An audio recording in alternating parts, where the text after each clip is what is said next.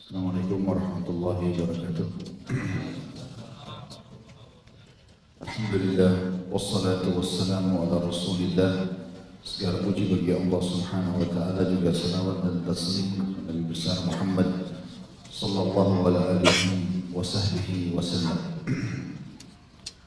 Melanjutkan bahasan kita kitab Bulughul Maram. Ini tulis oleh Ibnu Hajar rahimahullah, dan kita masuk ke bab riba, bab ketiga tentang masalah riba. Setelah sebelumnya kita membahas panjang lebar tentang bab khiyar. Hadis pertama dalam bab riba ini diangkat oleh Ibnu Hajar rahimahullah adalah hadis nomor 694 dari Jabir radhiyallahu anhu. Beliau berkata, la'ana Rasulullah sallallahu alaihi wasallam akilar riba wa mukilahu wa katibahu wa syahidaihi wa qala hum sawa. Rasulullah SAW melaknat pemakan riba, pemberinya, penulisnya, dan kedua saksinya. Lalu beliau sallallahu alaihi wasallam bersabda, mereka semua sama dosanya. Hadis ini diriwayatkan Imam Muslim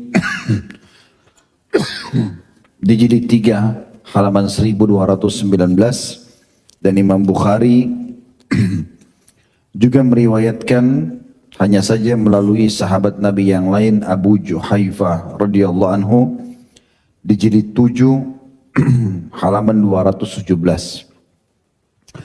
Hadis ini teman-teman sekalian menjelaskan kepada kita tentang bahayanya riba. Dan riba ini dalam prakteknya di zaman kita sekarang banyak sekali. Dan karena dia sudah mengakar, maka banyak di antara kaum muslimin tidak sadar kalau itu riba, ataupun sadar tapi tidak mau melepaskan diri. Karena merasa, masa sih emang benar haram, ragu. Dan mereka tidak berusaha untuk membaca dan menanamkan dalam hati hadis-hadis tentang riba. Hadis ini teman-teman sekalian berat sekali. Kata Nabi SAW, atau kata Jabir bin Abdullah, Rasulullah SAW melaknat. Melaknat artinya berdoa agar berkah hidupnya diangkat. Kalau makan nggak cukup, kalau tidur nggak nyenyak, kalau bergaul selalu gagal, rumah tangga juga ribut, penyakit kesana sini. Itu namanya laknat. Segala sesuatunya selalu tidak cukup dan bermasalah. Pemakan riba yang sengaja untuk mengambil hasil riba, pemberinya, instansinya yang memutar sistem riba itu atau menggunakannya, penulisnya, ini semua pegawainya ini nulis ikut-ikutan, tambah lagi kedua saksinya,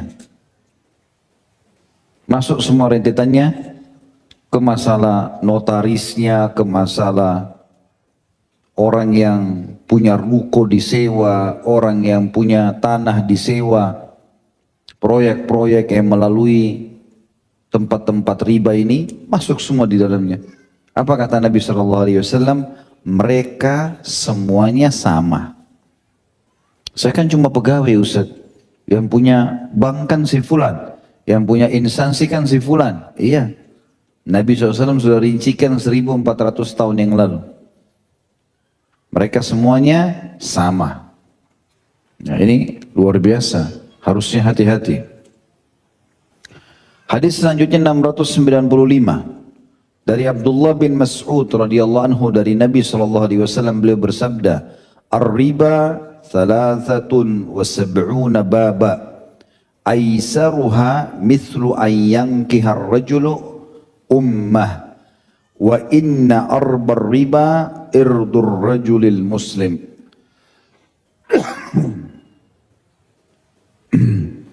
Riba itu, kata Nabi SAW, masuk di 73 pintu bagian. Ada macam-macam riba itu. Yang paling ringan dari riba itu adalah seperti dosanya seseorang menzinai ibunya sendiri. Dan sesungguhnya riba yang paling parah, tingkat yang paling tinggi ke-73 adalah seseorang merusak kehormatan seorang muslim. Jadi misalnya dia utangkan seorang muslim, lalu dia akhirnya mengikat si muslim tadi dengan bunga-bunga, sampai mungkin orang-orang yang terjerumus dalam riba ini faham masalah itu. Sampai kadang-kadang dia tersibukkan hanya untuk membayar bunganya saja, belum kembalikan pokok. Itu pun disita barang ini, didenda dengan tambahan, kena telat, apalah segala macam, diintimidasi. Itu justru tingkatan riba tertinggi. Karena dia selain sudah mengambil riba, dia menyakiti dan menyusahkan saudaranya muslim. Padahal dalam Islam kita kalau menghutangkan seseorang, tidak boleh kita menyusahkan dia. Kalau dari awal antum tidak mau utangkan, jangan kasih utang. Saya pernah jelaskan itu, beda antara menghutangkan dengan memberi sedekah. Kalau sedekah kita jangan tolak. Orang minta kasih. Kata Nabi SAW, tangan di atas lebih baik daripada tangan di bawah. Tapi kalau menghutangkan kita boleh nolak. Tidak usah bohong. Maaf, saya belum bisa utangkan. Karena memang utang ini bab yang murni mengejar pahala, tidak boleh bertambah. Kapan dia bertambah? Riba. Pinjamin 1 juta kembali 1.100.000, tidak bisa. Tidak bisa sama sekali. Ya. Maka ini hati-hati teman-teman sekalian. Hadis ini diriwayatkan Ibnu Majah secara ringkas dan Al-Hakim secara sempurna, dan Imam Al-Hakim mensahihkannya. Diriwayatkan Ibnu Majah di jilid 2 halaman 764, Al-Hakim jilid 2 halaman 37. Dan Syekh Albani rahimahullah mengatakan hadis ini sahih di gairihi. Disebutkan dalam silsilah hadis sahihah nomor 1871. Selanjutnya hadis 696. Dari Abu Sa'id Al-Khudri radhiyallahu anhu bahwasanya Nabi SAW bersabda, "La tabi'u adh-dhahaba bidh-dhahabi illa mithlan bimithl, wa la tushiffu ba'daha 'ala ba'd, wa la tabi'u al-wariqa bil-wariq illa mithlan bimithl, wa la tushiffu ba'daha 'ala ba'd, wala tabi'u minha ghaiban binajiz. Janganlah kalian menjual emas dengan emas kecuali sama rata, sama nilainya, gramnya. Dan jangan kalian melebihkan sebagiannya atas sebagian yang lainnya. Kalau emas sama emas, nilainya harus sama, gramnya, timbangannya, dan seterusnya. Jangan kalian menjual perak dengan perak kecuali sama rata, dan jangan kalian melebihkan sebagiannya atas sebagian yang lain. Serta janganlah kalian menjual barang yang tidak ada dengan barang yang telah tersedia. Hadis ini diriwayatkan Imam Bukhari Muslim. Imam Bukhari sebutkan di jilid 3 halaman 97, dan Imam Muslim di jilid 3 halaman 1208. Hadis ini memberikan gambaran kepada kita, kalau emas ditukar dengan emas, tapi ini diangkat nilainya jadi riba. Harus sama. Begitu pula dengan perak dengan perak. Oh ini perak India, oh ini perak Indonesia. Intinya perak, sama. Gak boleh dilebihkan. Ya. Kalau mau ditukar, mau dijual belikan, sama. Ya. Tentu ini tidak kita berbicara kalau beda nilai. Misalnya kita beli emas dengan duit, maka duit mengikuti harga emas, itu lain. Misalnya 1 gram emas 600.000, maka ini memang nilainya. Yang dibahas ini adalah produk yang sama, emas sama emas. Ya. Begitu pula perak dengan perak. Dan juga jangan kalian menjual barang yang tidak ada dengan yang telah tersedia. Kita nggak boleh teman-teman menjual barang sebelum sudah pasti tiba di kita. Ya. Ini penting sekali karena banyak orang, dia pesan dari satu toko, belum dia terima, dia udah jual lagi sama temannya yang satu. Mana produknya? Dia belum terima. Selama produk itu masih di penjual, walaupun kita sudah bayar, belum dikirim, itu masih tanggung jawab penjual. Belum tanggung jawab kita. Kalau rusak, kalau segala macam, dia yang tanggung. Gitu kan? Berarti belum di tangan kita. Ini dilarang oleh Nabi SAW. Tidak boleh jual produk yang belum dikuasai. Kita pegang. Ini kan banyak prakteknya terjadi. Orang order, dia pesanin, suruh kirim langsung. Padahal dia sendiri belum terima produk itu. Jadi tidak boleh menjual barang yang tidak ada, belum didapat dengan barang yang sudah tersedia. Ini juga bisa menjadi riba hukumnya. Ini salah satu bagian daripada riba. Dalam hadis yang selanjutnya 697 dari Ubadah bin Samit radhiyallahu anhu, beliau berkata, Rasulullah SAW bersabda, "Az-zahabu bil-zahabi wal-fiddatu bil-fiddah, wal-burru bil-burri wal-sya'iru bil-sya'ir, wal-tamru bil-tamri wal-milhu bil-milh, mithlan bimithl, sawa'an bisawa', yadan biyad. Fa-idha ikhtalafat hadhihi al-asnafu fabi'u kaifa syi'tum, idha kana yadan biyad." Hadis ini riwayat Muslim, diriwayatkan Imam Muslim di jilid 3 halaman 1211, yang artinya emas dijual dengan emas senilai harusnya, perak dengan perak, biji gandum dengan biji gandum. Kalau ada orang yang mau jual sama produknya ini, emas dengan emas, perak dengan perak, biji gandum sama perak sama perak, biji gandum sama biji gandum, kecamba gandum sama kecamba gandum, kurma dengan kurma, dan garam dengan garam, harus sebanding. Kata Nabi SAW, sama dan juga kontan, cash. Dan apabila jenis-jenis ini saling berbeda, maka jual belilah sekehendak kalian apabila saling menerima secara kontan. Artinya teman-teman sekalian, banyak sekali pintu riba terbuka justru karena bukan transaksi kontan. Transaksi kontan ini umumnya menyelamatkan dari riba. Selesai, deal 100 ribu ya bayar 100 ribu. Masalah diambil untung langsung pada saat itu silakan. Tapi yang jatuh tempo ini kadang-kadang sering terjerumus dalam masalah itu. Telat dibayar, orangnya sakit, dan telat pengiriman. Akhirnya harus ada konsekuensi, Kenalah ke masalah riba ini. Makanya Nabi SAW mengatakan, sebanding sama cash. Baik, kalau begitu Ustaz berarti tidak boleh orang nyicil. Boleh nyicil, bukan tidak boleh. Tadi saya bilang, hanya saja kalau cash lebih aman dari sisi ribanya. Kalau nyicil ini, pasti ada konsekuensi. Orang umumnya kadang-kadang telat, lupa, sakit, meninggal. Ahli waris harus hitung dulu warisannya. Nah, ini orang yang sedang punya produk atau punya piutang ini mau nggak sabar nunggu? Nah, oleh karena itu biasa dikasih konsekuensi. Teman-teman notaris tahu masalah itu tentunya. Misalnya dikatakan konsekuensinya ini. Oh tapi saya nggak mau riba. Iya, tapi kalau tidak dikasih begini nanti kayak tidak ada tanggung jawab. Apalah alasannya? Harus membenarkan sistem riba. Nah, tidak boleh dalam Islam. Baik, kalau orang cicil bagaimana solusinya supaya tidak kena riba? Akadnya jual beli jelas dari awal. Saya jual kepada kamu, saya bilang sama teman saya, rumah ini 1 miliar. Saya beli 1 miliar.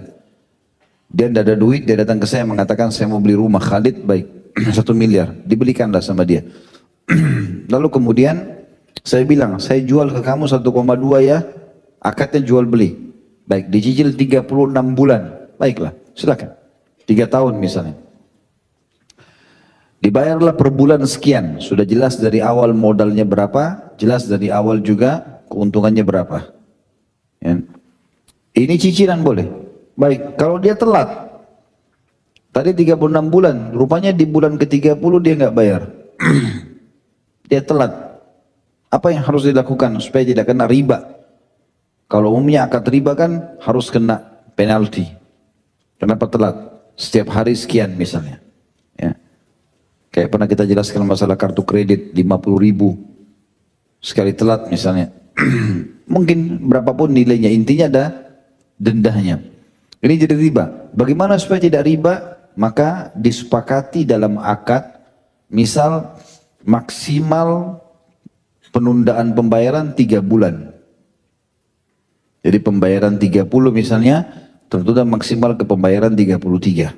Jadi ini berarti terdorong pembayaran lagi. Kalau dalam 3 kali pembayaran dia tidak bayar, maka produk itu boleh disita, diambil. Kemudian pemilik piutang ini menegosiasikannya, menjualnya, haknya dia ambil, sisanya dikembalikan kepada pemilik atau orang yang transaksi tadi. Tentu ini contoh saja 3 bulan ya. Bisa saja kurang dari itu, bisa lebih dari itu, tergantung kesepakatan. Yang penting di sini adalah tidak ada denda. Tidak ada denda dalam masalah ini. Kemudian selanjutnya hadis 698 dari Abu Hurairah radhiyallahu anhu, beliau berkata, Rasulullah SAW bersabda, "Az-zahabu bil-zahabi waznan biwaznin mithlan bimithl, wal fiddatu bil fiddati waznan biwazn mithlan bimithl, faman zada aw istazada fahuwa riba." Hadis ini riwayat Imam Muslim di jilid 3 halaman 1212. Emas dengan seukuran dan sama. Perak sama perak dengan seukuran dan sama.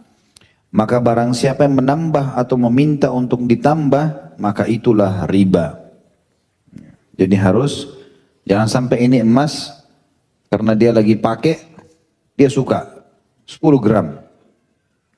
Ada temannya punya juga 10 gram. Tapi beda bentuknya. Lalu dia bilang, bagaimana kalau kita transaksi jual belikan ini? Emas ini ditukar sama emas itu. Maka dia bilang, boleh, tapi tambah uang sekian. Ini nggak bisa. Ya sudah, gramnya sama, sama. Kalau nggak mau, jangan transaksi. Karena hadis ini jelas mengatakan kalau lebih berarti riba. Kalau orang sekali lagi jual emas, kemudian ditransaksikan dengan nilai uang, nggak ada masalah ini.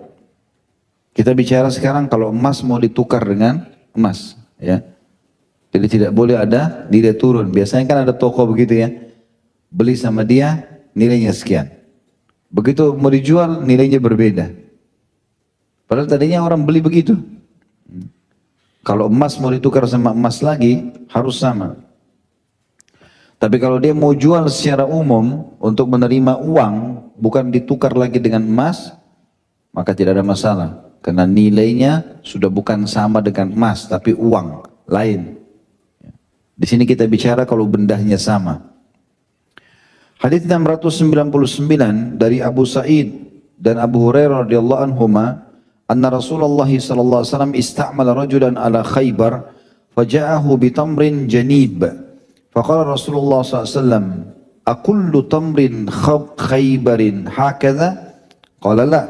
Wallahi ya Rasulullah, inna la na'khudhu as-sa'a min hadha bis-sa'aini wath-thalath.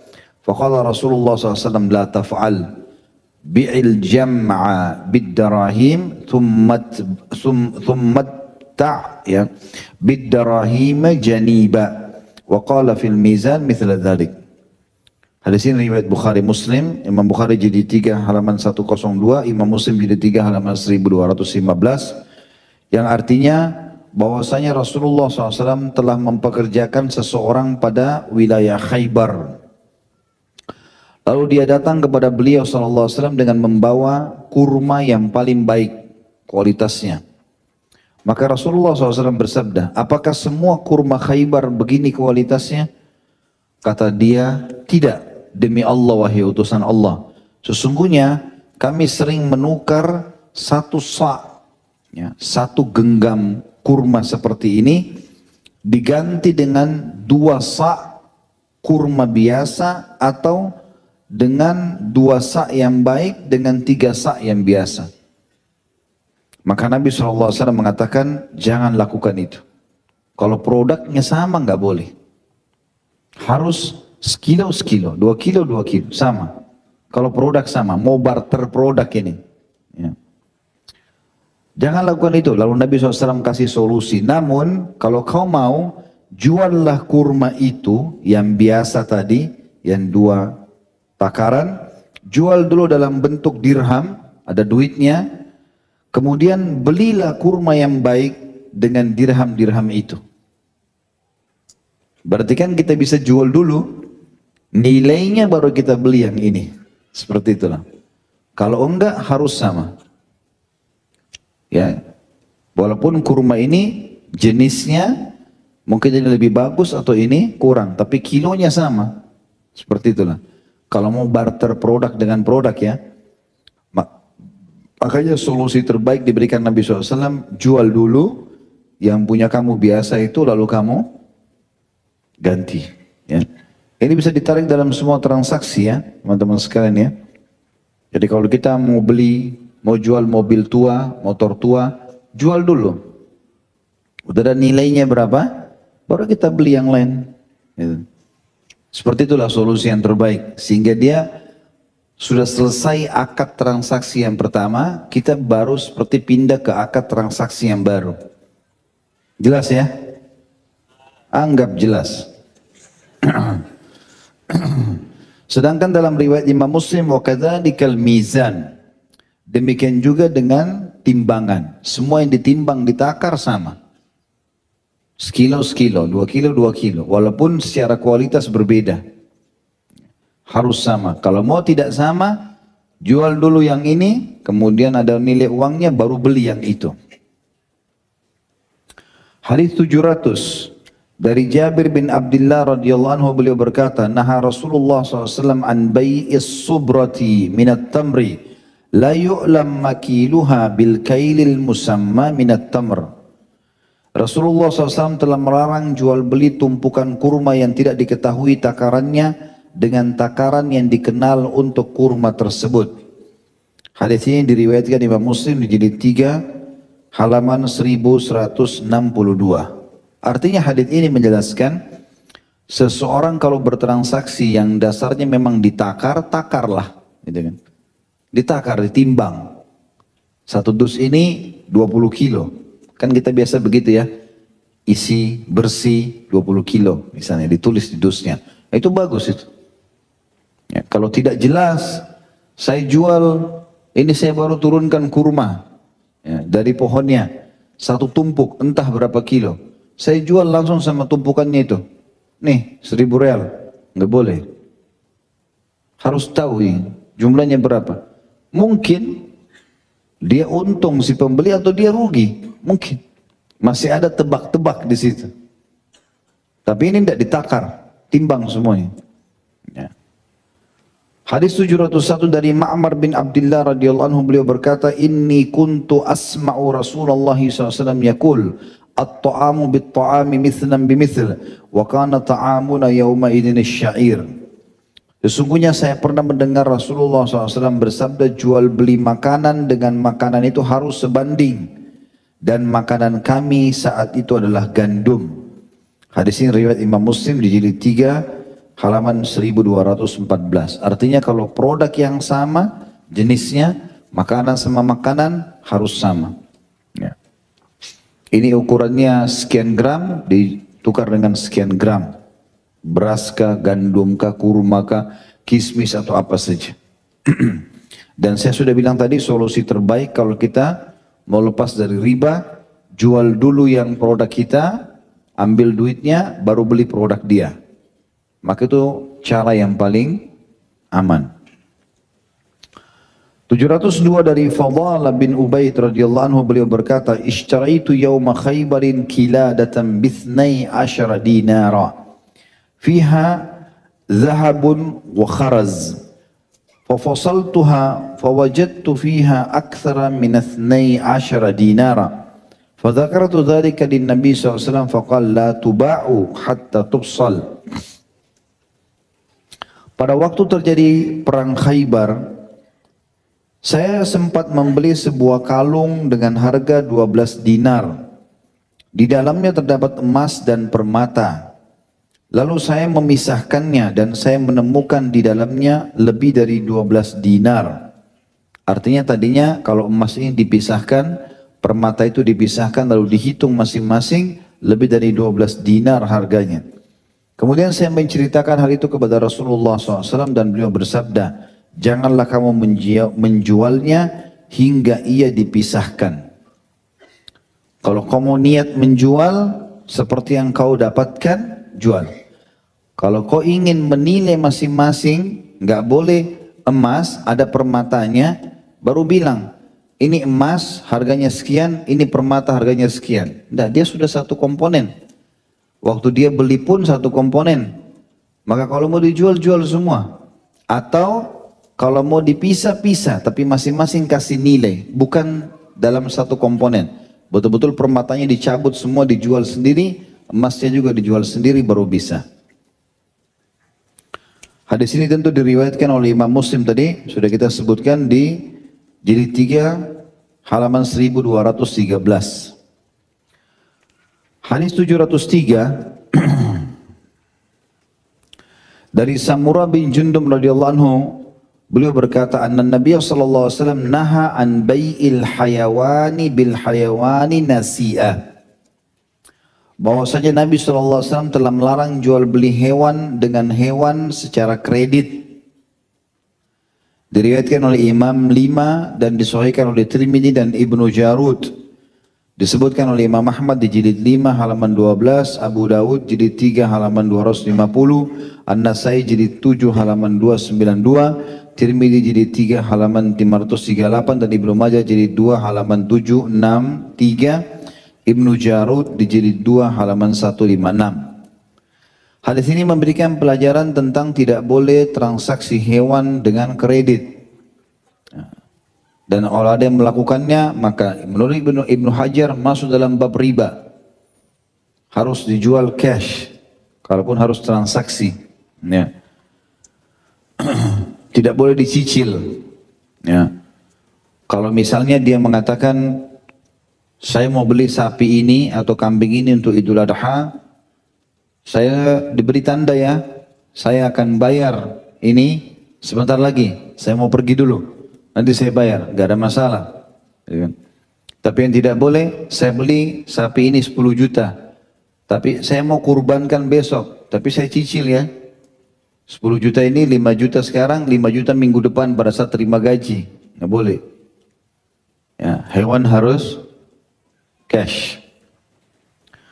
704 dari Ibnu Umar radhiyallahu anhu, beliau berkata, "Sami'tu Rasulullah SAW yaqul idza tabaya'tum bil'ina wa akhadtum adnab al-baqar wa raditum biz-zar'i wa taraktumul jihad sallallahu alaikum dhullan la yanzi'uhu syai'un hatta tarji'u ila dinikum." Ini termasuk hadis yang sangat agung yang mengancam tentang perbuatan riba. Kata Nabi SAW, kata Ibnu Umar radhiyallahu anhu, saya mendengarkan Rasulullah SAW bersabda, apabila kalian berjual beli dengan ina. Ina artinya transaksi jual beli dengan riba. Dan kita lihat di Indonesia luar biasa. Rumahnya riba, mobilnya riba, motornya riba, bajunya riba, sikat giginya riba, odolnya riba, sepatu riba, kos kaki riba, semua riba. Ya, listrik riba, semua riba. Hah? Ada yang lolos di situ ya? Gak ada kan? Orang semua dipakai dari kartu kreditnya. Makan pun di restoran gesek, bayarin dulu sama bank. Dari riba semuanya. Ya. Kalau kalian berjual beli dengan ina, jual beli dengan sistem riba, Lalu kalian memegang buntut-buntut sapi. Ini kata ulama hadis ibarat sibuk dengan pertanian. Dan kalian lebih suka dengan bercocok tanam. Dan kalian karena semua itu, karena transaksi riba, karena sibuk dengan pertanian kalian atau bisnis kalian, maka kalian meninggalkan jihad, tidak lagi mengurus agama, tidak membela agama ini, maka Allah akan menimpahkan kehinaan kepada kalian yang tidak akan dihilangkan oleh sesuatu pun sampai kalian kembali kepada agama kalian. Kata ulama hadis, sampai kalian kembali kepada jihad dan meninggalkan riba, juga meninggalkan sibuk dengan bisnis yang membuat lalai dari agama. Tapi saksi bahasan masalah riba. Jadi teman-teman, kalau kita buka pintu riba itu bukan malah memudahkan urusan sebagaimana disimbol-simbolkan begitu kan. Untuk mempermudah, kalau sekarang saya nggak cicil dari bank riba ini, kira-kira kapan saya punya rumah, kira-kira kapan saya punya mobil dan seterusnya. Pernah ada seorang ummahat kita bertanya begitu. Kalau sekarang saya nggak cicil Ustaz pakai riba ini, kapan saya punya rumah? Saya balik bertanya, kalau ibu nggak punya rumah di dunia kenapa? Hah? Kalau sampai nggak punya rumah kenapa? Banyak orang kontrak, itu kan? Banyak orang kontrak. Ada keluarga yang mampu bisa pinjamkan. Yang penting jangan buka pintu itu. Apa gunanya kita masuk ke sebuah tempat tapi riba semuanya? Temboknya haram, kamar mandinya haram, airnya haram, pintunya haram, haram semua. Kita seperti berada di api neraka sebenarnya. Tanpa dia sadari akhirnya sering ribut rumah tangganya, anaknya sakit, A, B, C, segala macam cobaan datang. Kalau dia muhasabah ternyata rentetannya masalah riba di semua di sekitarnya. Sampai semuanya tidak terkecuali. Makanan, minuman dari riba, pakaian dari riba, kursi meja makan riba, semua taplak mejanya riba, tisu riba, semua riba. Bagaimana caranya? Dia mau hidup. Sementara riba yang paling rendah seperti menzinai seperti menzinai ibu sendiri. Dan kita pernah bahas di bahasan dosa-dosa besar teman-teman sekalian dalam bab zina.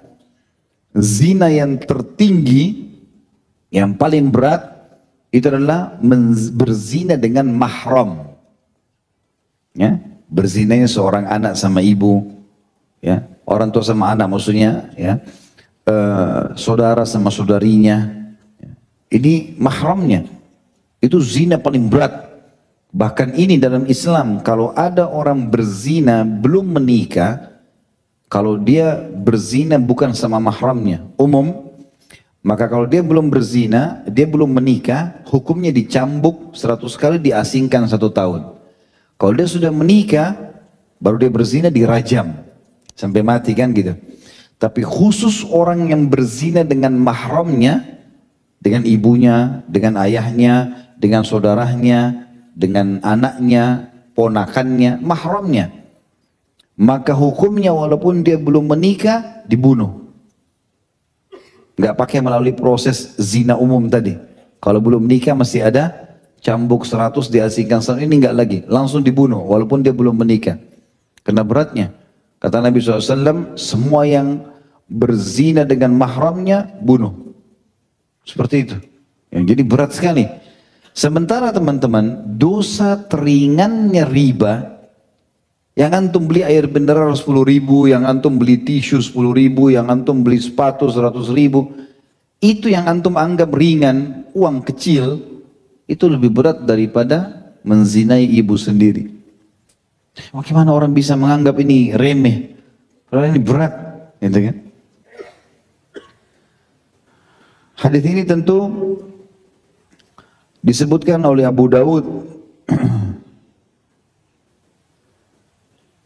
di jilid 3 halaman 274 dan Imam Ahmad juga menyebutkan hadis ini dari riwayat Atha bin Abi Rabah, dan para perawinya juga disahihkan sehingga Syekh Albani menyebutkan hadis ini sahih di ghairihi. Dan hadis ini menyandarkan teman-teman sekalian yang menjelaskan kepada kita salah satu yang membuat kaum muslimin tidak mau lagi jihad, tidak mau lagi membela agamanya justru karena terlilitnya dengan riba.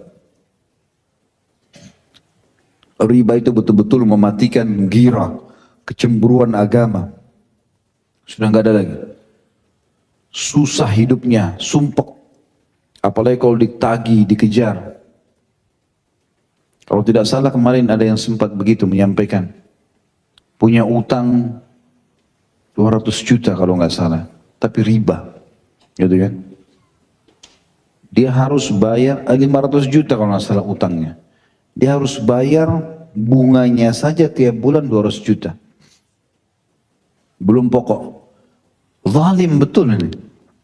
Utang cuma 500, bunganya aja 200 juta tiap bulan. Ini bahaya. Makanya Allah SWT menyebutkan kalau teman-teman mau baca masalah riba dalam Al-Quran, ada dalam Al-Baqarah surah nomor 2 ayat 275 sampai 281.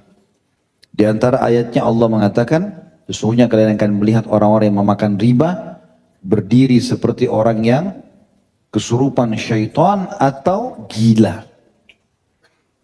Kata para ulama ini makna ayatnya apa adanya. Kalau orang itu sudah tahu haram, tetap dia lakukan, ditutup hidupnya sama Allah dengan gila. Stres. Akhirnya kayak jadi orang gila. Ya, semuanya ribut, pertengkaran, tidak ada lagi ketenangan jiwa. Ini bahaya sekali. Hadis 705 dari Abu Umamah radhiyallahu anhu dari Nabi sallallahu alaihi wasallam, beliau bersabda, "Man syafa'a li akhihi syafa'a fa ahda lahu hadiyatan 'alaiha fa qabilaha faqad ata baban 'aziman min abwabir riba." Barang siapa yang memberi jasa perantara kepada saudaranya seiman, sebenarnya terjemahan ini man syafa'a li akhihi syafa'a, siapa yang memberikan pertolongan buat saudaranya. Lalu orang tersebut memberikan hadiah kepadanya lalu dia menerimanya, maka sungguh dia telah mendatangi salah satu cabang yang besar dari cabang-cabang riba. Hadis ini riwayat Ahmad dan Abu Daud dan sanadnya terdapat perselisihan. Namun hadis ini dihasankan oleh Syekh Albani dan diriwayatkan Imam Ahmad di jilid 5 halaman 261, Abu Daud jilid 3 halaman 291. Ulama merincikan hadis ini mengatakan kalau seandainya ada orang membantu orang lain dan memang ketahuan sebenarnya itu adalah jasa yang harus bayar, tukang parkir misalnya, ya, atau siapa saja, memang dasarnya ini ketahuan ada pembayaran yang harus dibayar, lalu orang bayar, nggak ada masalah, nggak masuk dalam hadis ini. Yang masuk dalam hadis ini teman-teman sekalian, ada orang menawarkan jasa pertolongan, saya tolong kamu, tapi dia tidak menjelaskan dari awal, tidak ada pembicaraan apapun tentang masalah duit, ya. Tiba-tiba saja setelah mulai muamalahnya, lalu dia mengatakan, ini jasanya sekian. Orang sudah terikat, udah nggak bisa. Mungkin sebagian surat-surat sudah masuk. Maka akhirnya terpaksa dia lakukan. Nah, ini masuk dalam bahasan hadis. Ya. Atau ada orang, memang dia tahu sebenarnya, dia nggak bisa dibantu. Dia sedang salah. Lalu dia minta tolong orang ini, seseorang memberikan syafaat. Syafaat itu lebih tepatnya pertolongan, tapi memang sifatnya sulit untuk didapatkan. Makanya kan syafaat pada hari kiamat diberikan untuk orang ahli neraka supaya bisa selamat, pelanggar gitu. Tapi itu kuasa Allah SWT pada hari kiamat. Tapi di dunia ini nggak boleh adain. Orang yang salah dihukum gitu loh. Maka kalau ada orang, dia tahu dirinya tidak bisa sebenarnya. Tapi dia nego seseorang supaya bantu, lalu dia mengikutkan hadiah di situ. Supaya dimuluskan urusannya. Maka ini riba. Masuk dalam bab riba. Jadi tidak boleh sama sekali. Sekali lagi kalau sesuatu itu sudah jelas, sudah umum. Kayak saya tadi kasih contoh tukang parkir misalnya. Sudah pasti. Orang tahu di mana-mana di Indonesia orang parkir bayar 2.000, bayar berapa 5.000, orang sudah tahu. Jadi walaupun dia belum membicarakan akadnya, orang sudah tahu. Dia tuh sumpritan, orang tahu ini tukang parkir. Sudah umum itu. Kayaknya tidak ada masalah. Tidak masuk dalam masalah ini. Tapi tadi ya, baik orang itu minta tolong, dia tahu dia tidak punya hak di situ, lalu dia berikan hadiah, berarti terbuka pintu riba. Supaya dimuluskan urusannya. Nanti kita bahas hadis setelahnya masalah sogok menyogok itu. Kemudian, contoh yang lain tadi kalau dia juga, sisi yang lain tadi yang saya berikan contoh, kalau orang yang mau membantu ini, mengikat orang tersebut, sehingga menjeratnya, mengatakan baiklah saya bantu. Tidak ada pembicaraan apapun sebelumnya lalu kemudian dia jerat. Orang itu sudah terlanjur terikat dengan mengajukan surat atau apa saja. Lalu kemudian dia bilang biayanya harus sekian. Kalau enggak saya enggak bantu. Ini semua termasuk dalam pintu-pintu riba. Memang secara umum teman-teman sekalian kita harus tahu ya, kalau membuka pintu membantu orang dalam Islam itu secara umum memang itu seperti pintu jasa. Dia memang berharap pahala itu.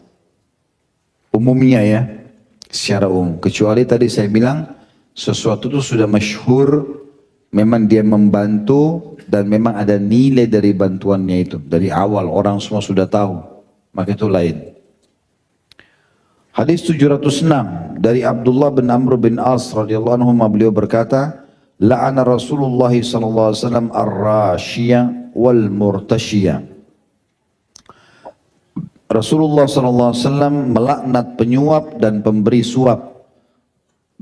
Diriwayatkan oleh Abu Daud dan Tirmidzi dan beliau mensahihkannya. Abu Daud menyebutkan di jilid 3 halaman 300, Tirmidzi jilid 3 halaman 623. Yang dimaksud dengan ar-rashi dan murtashi, penyuap atau penyogok dengan orang yang disogok adalah kalau produk itu, jabatan itu, dia tidak punya hak di situ. Lalu dia membayarnya atau dia minta dibayar, baik orang yang minta atau orang yang membantu. Untuk memuluskannya, memudahkannya, maka namanya sogokan. Tidak masuk dalam sogok kalau itu adalah hak antum. Saya pernah kasih contoh nih di taklim kita di dosa-dosa besar dulu, di hari Rabu malam. Kalau seandainya kita memasukkan barang dari luar negeri, sampailah di Indonesia, ditahan di bea cukai. Lalu kemudian kita diminta mendatangkan surat-surat apalah segala macam, kita sudah datangkan. Ternyata sudah lengkap pun masih ditahan. Dia sudah ikuti prosedur tapi ditahan. Ujung-ujungnya memang minta duit. Kalau kita nggak bayar, barang kita nggak dikeluarin. Ini contoh saja. Ya. Tentunya saya bilang contoh ya. Jangan nanti tulis lagi di YouTube. Ini hukuman bagi bea cukai. Ya. Dipelintir-pelintir. Karena selalu begitu. Ya. Contoh. Jadi kalau misalnya barang kita ditahan, itu hak kita. Kemudian memang kita sudah ikuti prosedur, ternyata setelah ikutin pun sudah pasti-pasti. Mestinya sudah harus keluar, ditahan, dan memang dia minta duit. Kalau kita bayar bukan sogokan. Karena memang itu hak kita. Nggak bisa. Kita mau urus SIM, KTP, akte lahir, apalah, ijazah, apa saja. Semestinya pemerintah tulis gratis misalnya. Atau bayar sekian. Ternyata kita nggak dilayani. Misal. Nggak diberi hak kita. Kita warga negara harus punya. Harus punya KTP, harus punya SIM, harus punya akte lahir, harus punya buku nikah. Harus punya semua. Mestinya dimudahkan. Baik, dipersulit. Dan kita tahu sebenarnya dipersulit. Ujung-ujungnya minta duit misalnya. Lalu kita bayar. Itu bukan sogokan. Karena itu hak kita. Artinya kalau tidak saya malah kena hukuman. Nanti kalau saya ditahan oleh polisi di pinggir jalan, tanya SIM-nya nggak ada. Padahal sebenarnya tadinya agak rumit untuk ngurusnya. Misalnya itu contoh. Ini contoh ya. Nggak usah lagi buat judul di YouTube ini. Hukuman bagi polisi misalnya. Nah, saya nggak bicara polisi. Bicara umum. Ya. Bicara masalah hukum contoh, gitu kan? Ini contoh saja. Jadi kalau kita punya hak di situ dan kemudian tidak bisa kita ambil hak kita kecuali dengan cara itu, ya apa boleh buat. Contoh kasus juga pernah ada kalau tidak salah sebuah bantuan gitu masuk ke yayasan. Kemudian ditulislah bantuan untuk sekolah entah berapa, saya lupa itu hari, sudah berapa tahun yang lalu. Jumlahnya, jumlah A misalnya, terus kemudian diminta tanda tangani. Saya tanda tangani waktu itu. Kemudian ternyata setelah itu diberitakan oleh sekretaris yayasan, Ustaz, tapi yang akan kita terima bukan begini, dipotong 30%. Kenapa dipotong 30%? Ya sudah begitu prosedurnya. Prosedur apa nih? Resmi atau enggak? Nota yang kita tanda tanganin, misalnya 100 juta. Ini cuma diterima 70. Kemana 30-nya nih? Ya sudah begitu, kalau nggak mau nggak dapat. Udah nggak usah. Suruh kasih ke lembaga lain aja. Batal. Ya. Nggak boleh. Dan kita tahu saudara kita yang mengambil 30% itu makan uang haram. Nggak boleh kita biarkan. Karena itu haram. Nggak boleh kita bilang, sudahlah, apa boleh buat misalnya. Enggak. Tapi kalau ada orang tanda tanganin dia tidak tahu. 100 juta misalnya. Ternyata setelah pada saat ditransfer cuma 70. Kenapa 70? Ya ini memang sudah begini prosedurnya. Apa boleh buat? Harus. Kita ambil, nggak masalah, kita nggak berdosa. Kan gitu. Karena kita sudah tahu bahwasanya sebenarnya 100 tapi mereka zalim. Dan kita tahu hak kita ditahan oleh dia, ya mereka berdosa. Tapi di sini kalau lebih baik kalau terjadi seperti ini jangan diterima udah. Insya Allah rezeki di tangan Allah Subhanahu Wa Taala. Jadi harus ditolak ya. Jadi kalau jabatan, pekerjaan, apa saja kita tidak berhak di situ. Lalu dengan bayar kita jadi berhak, maka sogok namanya. Jelas ya? Ya. Hadis 707. Juga dari beliau, maksudnya Abdullah bin Amr radhiyallahu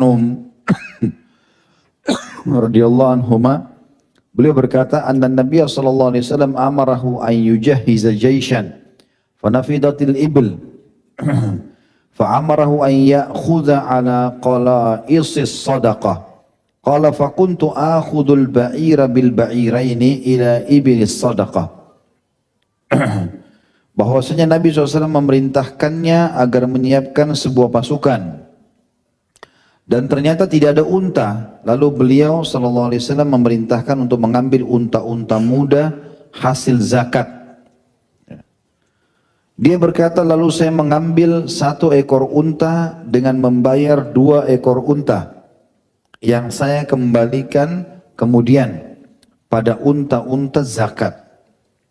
Diriwayatkan oleh Al-Hakim dan Baihaqi dan para perawinya terpercaya. Hadis ini Hasan, diriwayatkan Hakim jilid 2 halaman 57, Baihaqi jilid 5 halaman 287. Hadis ini memberikan gambaran kepada kita tentang masalah zakat. Zakat itu ada macam-macam. Ada zakat harta, yang harta ini sifatnya maksudnya emas dan perak dan masuk dalamnya uang. Ada zakat peternakan, dan terjadi pada 3 hewan, unta, sapi, dan kambing. Selain 3 hewan ini, zakatnya bukan dari jenis hewan itu, tapi masuk dalam akumulasi total harta. Kayak orang punya peternakan ayam, tambak ikan, ya, atau apalah kelinci misalnya, semua itu, atau kuda, dia tidak dizakatkan dari jenis hewannya, tapi dia nanti dilihat modalnya berapa atau berapa ekor yang ada, modal total berapa, diakumulasikan dengan total harta dia, baru dikeluarkan zakat. Tapi kalau unta, sapi, kambing, zakatnya dari jenis hewan itu. Kambing, keluarkan kambing juga kalau sudah 40 ekor. Sapi, kalau sudah 30 ekor, keluarkan sapi juga. Unta, kalau sudah 5 ekor, keluarkan juga unta. Gitu. Nah di sini teman-teman sekalian, zakat karena unta, sapi dan kambing, zakatnya dari jenis hewan ini, Nabi SAW dulu buat peternakan khusus. Peternakan khusus hewan ternak zakat. Jadi kayak misalnya ada sahabat bayar Dia punya peternakan unta, dia bayar, ini unta zakat saya Rasulullah 10 ekor misalnya. Maka Nabi SAW tampung, diternak, diperbanyak. Sehingga makin banyak orang-orang miskin bisa mendapatkan bagi hasil dari situ. Begitu juga kambing dan seterusnya. Nah, karena jihad ya pada saat itu membutuhkan unta dan tidak ada unta sama sekali, maka Nabi SAW memerintahkan Abdullah bin Amr bin As radhiyallahu anhu majma'in untuk mengambil dari unta zakat. Dari unta zakat. Dan dia mengatakan, lalu saya mengambil 1 ekor unta dengan membayar 2 ekor unta yang saya kembalikan kemudian pada unta-unta zakat. Artinya dia menilai 1 ekor unta dibayar dengan nilai 2 ekor unta. Tapi nanti dia pada saat pulang dari jihad, dia akan mengembalikan ya, unta tersebut dalam kondisi utuh, lalu dia pun mengambil uangnya. Ya. Itu yang dimaksud dalam hadits ini. Dan ini termasuk praktek yang dibolehkan di zaman Nabi SAW, tapi karena keadaan jihad membutuhkan itu. 708. Dari Ibnu Umar radhiyallahu anhu beliau berkata, "Naha Rasulullah SAW anil muzabana ay yabi'a thamara haitihi in kana nakhlan bitamrin kaila wa in kana karman ay yabi'ahu bizabibin kaila wa in kana zar'an ay yabi'ahu bikailin ta'am." Naha an dzalika kulli. Rasulullah SAW melarang muzabana, yaitu menjual hasil kebun jika berupa kurma basah dengan kurma kering dengan menggunakan takaran, dan jika berupa anggur segar dia menjualnya dengan anggur kering dengan menggunakan takaran, dan jika berupa hasil tanaman dia menjualnya dengan takaran makanan. Beliau SAW melarang semua itu. Hadis ini diriwayatkan oleh Imam Bukhari jilid 3 halaman 102, Imam Muslim jilid 3 halaman 1172.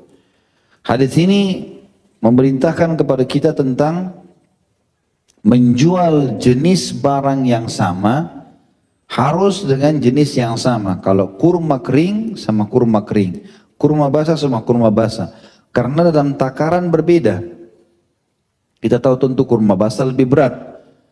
Jadi kalau kita melakukan ini maka akan berbeda. Mungkin nanti akan berbeda jumlah butirannya. Mungkin kalau kurma kering bisa jadi 20 butir misalnya, kurma basah cuma 15 karena dia berat. Makanya Nabi SAW larang. Sebagaimana tidak boleh juga menjual anggur yang masih segar dengan kismis. Sama-sama bahan dari anggur, tapi ini masih basah, ini masih kering. Ya. Begitu pula tidak boleh menjual hasil tanaman, apa saja itu, ubi, wortel, cabai, segala macam, dengan takaran makanan. Jadi saya ambil 1 kilo cabaimu ini dengan saya tukar dengan 2 bungkus nasi bungkus ini. Nah, seperti itulah. Takaran makanan tidak boleh. Tadi sudah kita kasih solusinya ya. Yang benar adalah dia beli dulu transaksi dengan cabai itu, lalu nilai uangnya dibelikanlah makanan tadi. Kata di sini Ibnu Umar radhiyallahu anhu, beliau sallallahu alaihi wasallam melarang semua itu. Hadis 709 dan ini sampai hadis 710 dalam bab 3 kita ini dari Sa'ad bin Abi Waqqas radhiyallahu anhu,